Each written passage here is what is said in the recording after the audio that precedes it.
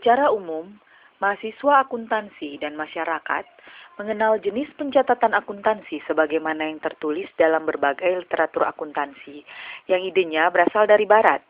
Padahal, Indonesia memiliki praktik akuntansinya sendiri yang sudah berkembang jauh sebelum para penjelajah dari Barat datang ke Indonesia untuk berdagang. Praktek akuntansi di dunia mulai dikenal sejak adanya kejadian transaksi bisnis, yaitu sejak adanya kehidupan sosial ekonomi di muka bumi ini. Hal ini terbukti dari berbagai penemuan-penemuan yang dikemukakan oleh Ernest Pevensey dalam artikelnya yang berjudul Accounting in Ancient Time. Mesir memiliki sejarah akuntansi yang panjang. Ribuan bukti catatan akuntansi dalam kulit kayu papiri yang ditemukan lebih 15 abad yang lalu menjelaskan bahwa akuntansi itu telah lebih daripada 3.000 tahun yang lalu dengan berbagai tingkat kejelasannya. Pada tahun 3200 sebelum Masehi, telah dikenal dua macam teknik akuntansi secara simultan. Pertama, koin, dengan berbentuk tertentu yang disimpan dan ditandai, kemudian dimasukkan ke dalam amplop. Yang kedua adalah token, disimpan dalam bentuk yang lebih besar dengan berbagai variasi yang lebih kompleks. Pemisahan ini menggambarkan perbedaan transaksi cash, utang piutang dan lain-lain dengan transaksi non-cash, misalnya persediaan, peralatan, tanah, dan lain-lain. Dari penjelasan di atas, terlihat bahwa pada masa itu telah dikenal keberadaan fungsi akuntansi. Hal yang sama juga ditemukan dalam bentuk lain, yaitu di kerajaan Babilonia pada 2000 tahun yang lalu, yaitu pada tahun 1893, ditemukan sejenis batuan dalam bentuk tablet yang dibuat pada tahun 455 sebelum Masehi. Demikian juga halnya dengan kebudayaan-kebudayaan lainnya yang pernah maju menguasai dunia, antara lain kebudayaan Cina, India, Mesopotamia, dan Persia. Luca Pacioli, seorang pendeta berkebangsaan Itali, kemudian menulis tentang sistem double entry pada tahun 1494 di Venice dalam bukunya yang berjudul Summa de Arithmetica Geometria Proportioni et Proportionalita, sehingga ia kemudian dikenal sebagai bapak akuntansi. Padahal, menurut literatur lain, sistem double entry sebenarnya sudah ada sejak 5.000 tahun yang lalu. Perkembangan akuntansi dipengaruhi oleh berbagai faktor, diantaranya adalah kondisi budaya, ekonomi, hukum, sosial, dan politik di lingkungan di mana akuntansi itu berkembang. Namun demikian, berbagai literatur juga menyebutkan bahwa lingkungan yang paling mempengaruhi praktik akuntansi suatu daerah adalah budaya. Oleh sebab itu, tidak mengherankan jika praktik akuntansi di suatu daerah atau di negara lain akan berbeda satu dengan lainnya. Di Toraja, Sulawesi Selatan, berkembang praktik pencatatan akuntansi yang telah dilakukan sejak dahulu kala, pada zaman ketika masyarakat belum mengenal uang sebagai alat tukar moneter, namun hingga kini belum diungkap. Pencatatan akuntansi di Toraja merupakan pencatatan yang unik, karena sejak dahulu hingga kini tetap dipraktikkan dalam kegiatan sehari-hari masyarakat Toraja, antara lain dengan menggunakan kerbau sebagai alat pembayaran. Praktik akuntansi ini dipengaruhi oleh tradisi lokal yang telah mengakar dalam kehidupan masyarakat sebelum masuknya agama-agama Samawi, yaitu Kristen dan Islam. Toraja merupakan salah satu suku bangsa di Sulawesi Selatan yang hidup di lembah pegunungan yang berjarak sekitar 340 km dari ibu kota Provinsi Sulawesi Selatan, yaitu Makassar, dan berada pada ketinggian kurang lebih 800 sampai 1000 meter di atas permukaan laut. Di daerah ini mempunyai agama leluhur yang disebut Aluk Todolo, di mana sampai saat ini masih memiliki pengikut sebesar 15% dari jumlah penduduk di Toraja. Kepercayaan Aluk Todolo merupakan kepercayaan akan adanya kekuasaan atau kekuatan yang menguasai hidup dan kehidupan manusia. Dan untuk mendapatkan perlindungan dari kekuasaan itu, maka dilakukanlah permohonan dan pemujaan untuk memperoleh keselamatan.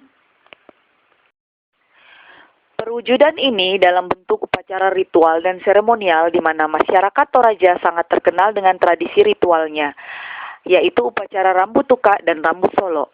Upacara rambut tuka adalah upacara yang berkaitan dengan kesyukuran, kesukaan, kelahiran, perkawinan, dan keberhasilan. Sedangkan upacara rambut solo adalah upacara yang berkaitan dengan kematian dan kedukaan yang bertujuan untuk menghormati dan mengantarkan arwah orang yang meninggal menuju alam roh, yaitu kembali ke keabadian bersama para leluhur mereka di sebuah tempat kesehatan yang disebut dengan surga, yang terletak di bagian selatan tempat tinggal manusia. Sebagaimana umumnya kepercayaan agama-agama tradisi, mereka tidak mengenal konsep surga dan neraka, namun mereka percaya bahwa ada dunia alam sini dan dunia arwah.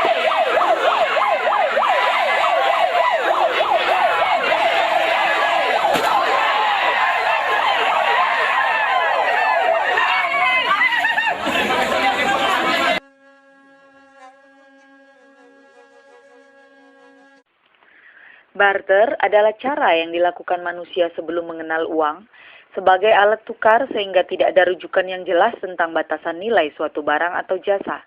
Barter merupakan tradisi yang dilakukan oleh orang-orang zaman dahulu dalam kegiatan ekonominya. Di dalam barter tidak ada aturan yang jelas tentang barang yang dipertukarkan. Prinsip yang digunakan dalam barter adalah suka sama suka. Artinya, jika antara orang yang satu dengan lainnya setuju dengan barang yang akan dipertukarkan, maka barter dianggap sah. Di masa kini, walaupun uang sudah dikenal sebagai alat pembayaran yang sah, namun sebagian komunitas manusia masih menggunakan barter dalam transaksi jual-beli, termasuk di daerah Toraja, Sulawesi Selatan, Indonesia. Di Toraja, tidak jelas kapan sistem barter ini digunakan, karena orang Toraja zaman dahulu tidak mengenal baca tulis.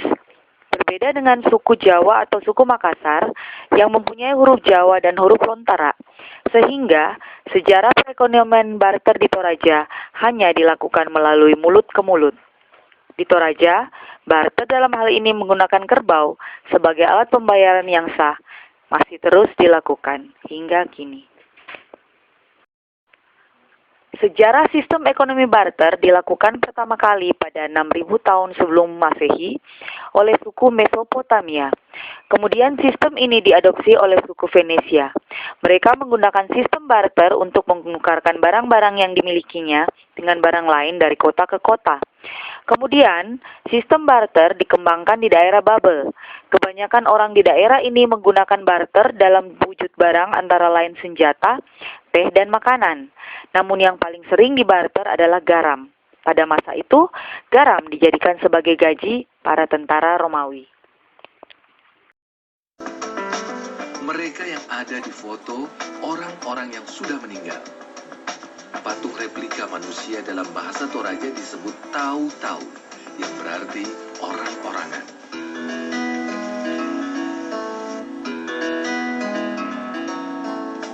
Pihak keluarga memesan tau-tau untuk nantinya diletakkan di depan makam jenazah tersebut.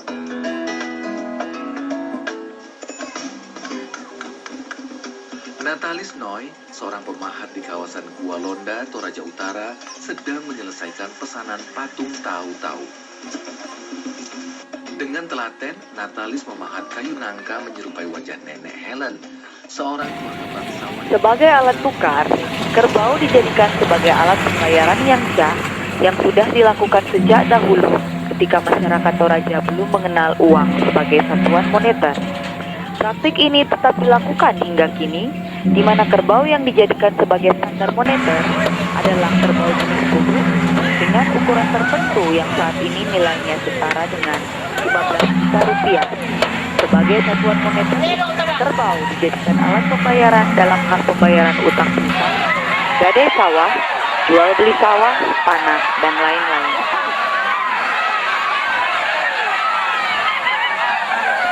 Dalam setiap ritual adat ini dibutuhkan hewan-hewan sebagai hewan kurban, antara lain kerbau, babi, dan ayam. Namun kerbau mempunyai nilai tersendiri bagi masyarakat Toraja karena merupakan hewan istimewa yang memiliki berbagai simbol, yaitu simbol pengorbanan, simbol kekayaan, simbol kasta, simbol pembagi warisan, dan sebagai alat tukar moneter.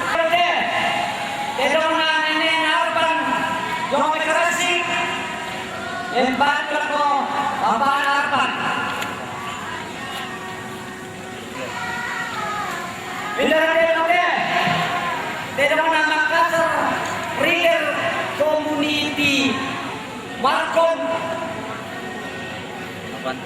Empat ako Tony.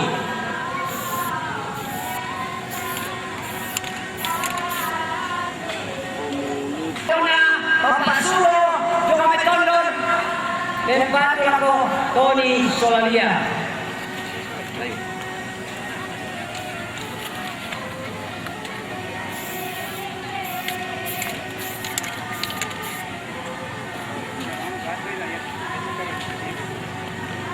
Pakapaki kuah tabe lako bulan mak dan bintuan mak parang-parang.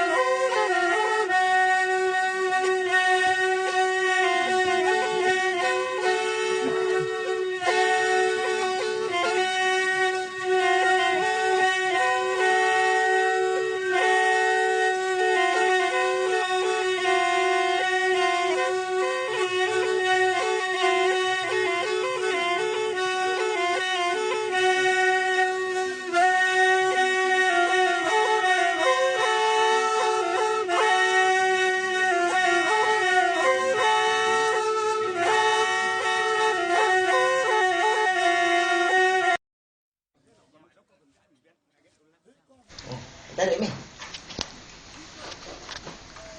Mana bay? De para lo mite. Iya. Dan para lu kira ni saya mu nagpamahal ito yung kagat dan si saya mu. Na kira-kira so bisa na. Susah nga ada sa pala. Laku pamahal mati. Dua sama pala. Iya. Oh, Kanya na sa pala. iya. Udah lu sama pala. Kuyen na ini para lu oh mau kumpul. Iya pa terong untuk para lu. Terong. Iya ada sa pala Iya. terong. Oh, lamia la terong bisa. Iya, pala terong. Iya. Oh, yan na terong la ditiro. Oh, jong pipasa ato. Iya. Ang pasa pita si tamu jong pasa. Iya. Udah. Lo isola. Iya. Tiroy, tiroy. Iya. Ya. Nah, nabutungan kita tahu. Iya. Sa abis olah dua toh? Iya. Iya. Oh, nah, tak ada masalah tuh. Iya. Masanan kok itu, masanan. Iya, kuputus semangat oke. Oh, ya. Nah, tak ada masalah tuh.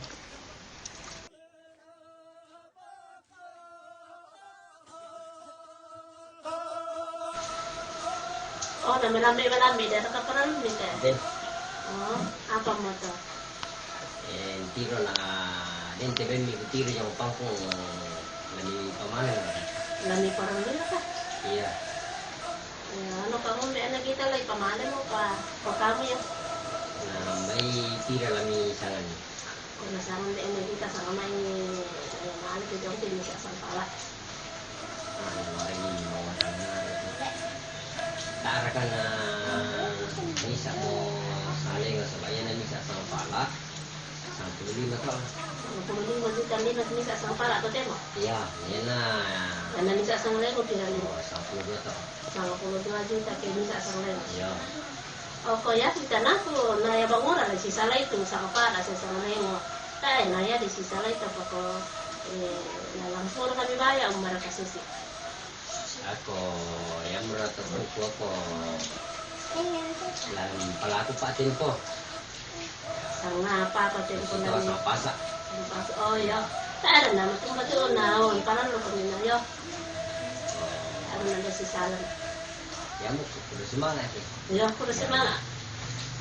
No, kurus semangat.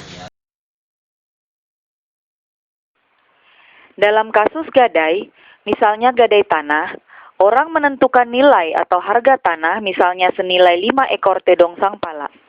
Jika 1 ekor tedong sangpala saat ini senilai 15 juta rupiah, maka 5 ekor tedong sangpala adalah sebesar 75 juta rupiah.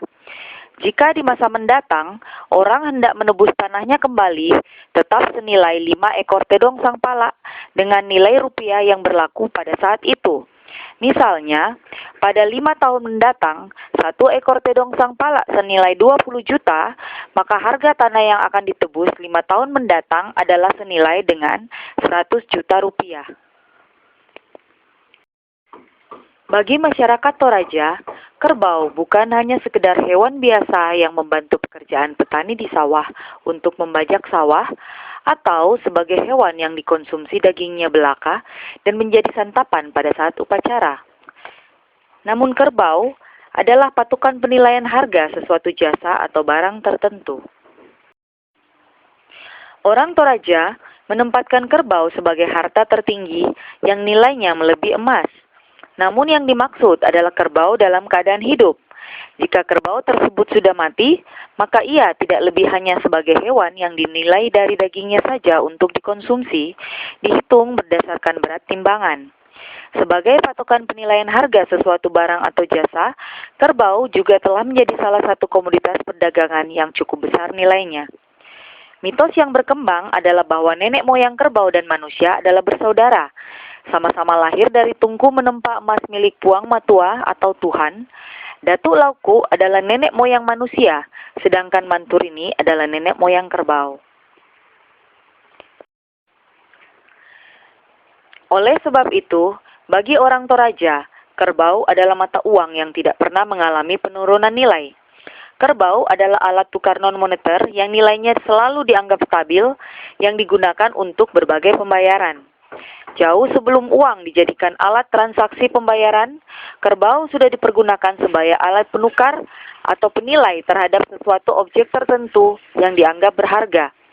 Setelah adanya mata uang sebagai alat tukar modern yang disahkan oleh pemerintah, maka nilai tukar hewan kerbau juga dihargai dalam satuan rupiah. Kerbau yang dijadikan standar atau ukuran penafsiran biasanya disebut tedong sangpala, yaitu kerbau biasa yang berumur 1 tahun dengan ukuran tanduk sekitar 30 cm. Harga seekor tedong sangpala saat ini dihargai sekitar 15 juta rupiah. Dalam satu jenis kerbau dapat mengandung makna 10 ekor tedong sangpala.